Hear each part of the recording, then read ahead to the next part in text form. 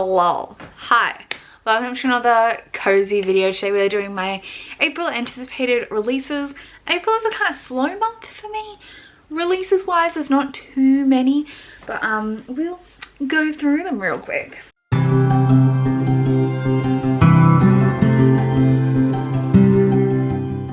So I have 12 things to talk about today. A couple of them I don't know if I still anticipate them, but we'll chat about them anyway. So first up, on April 7th, we have Ruthless Gods by Emily A. Duncan. This is a sequel to Wicked Saints, which I enjoyed, but I have some critiques about. I love these covers though, and I did really enjoy my time reading it, even if I think some of the craft stuff was a little bit shaky. This comes out, I think I said, on April 7th, and I'm going to definitely be reading this in April if it ships to me in time for the Ours Magical Readathon, so I'm very excited about this one. Never mind, that one's been pushed back. This might be the case for a lot of things now with everything going on. Also on 7th of April, we have Mad, Bad and Dangerous to Know by Samira Ahmed. This is a like split point of view Muslim story. It's two young women fighting to write their own stories and escape the pressure of familiar burdens and cultural expectations in worlds too long defined by men. So there's a 19th century Muslim woman and then a modern day Muslim woman, and their stories interconnect. I don't really know how, but it just sounds so cute. On the 30th of April, we have The Girl and the Stars by Mark Lawrence. This is the new book in a series that's a spin-off series to the Book of the Ancestor trilogy. I think it's called Book of the Ice trilogy, and it's set in the same world as the Nona Grey series, but featuring different characters. I loved the original trilogy, though I think the first book was the strongest and it kind of dipped off. So I'm really excited to see where this goes in the world building, because I feel like the world building was kind of part of the problem of the original series. I'm very excited to see how this one progresses. On the 21st of April, we have Shorefall by Robert Jackson Bennett. This is the sequel to Foundryside, which I absolutely loved and adored. It's an adult fantasy with a really cool magic system that's defined, like it's very like physics based. It's so cool. I don't know much about the actual plot of the sequel, but I enjoyed the first one so much I'm so excited to read it. And it kind of, I think it got delayed. It was originally coming out in February and then April, so very excited to see where this goes.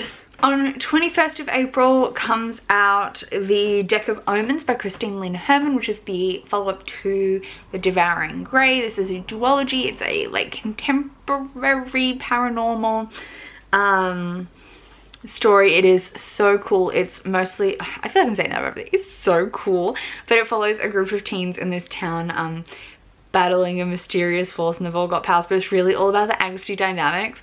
And I had such a great time reading the first one. I'm pretty sure I gave it 5 stars, and I can't wait to read book 2, but I'm pretty sure the UK paperback has been delayed by a month, so I won't be getting my copy till like May, but like it is available in April on ebook and the US hardback, so keep an eye out.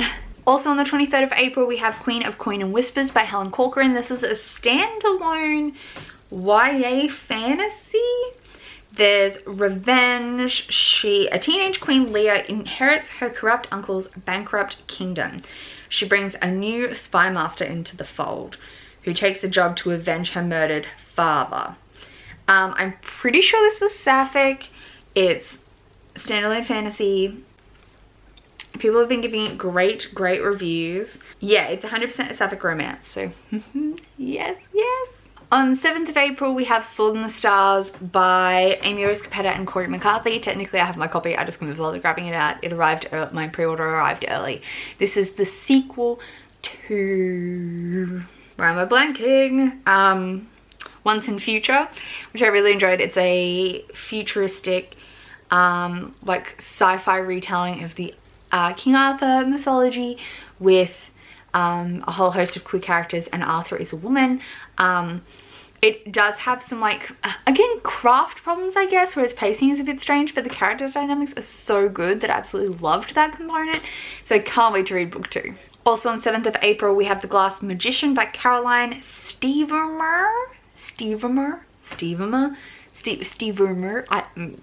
I don't know. This is from Tor, so I don't know whether it's technically an adult fantasy or a young adult fantasy. It is got magicians and lots of different society things. I'm reading the Goodreads. It's animal magic, I think, but it's got very like circusy kind of elements as far as I could tell, and I love this cover. On the 28th of April, we have Incendiary by Zoraida Cordova. I have this pre-ordered.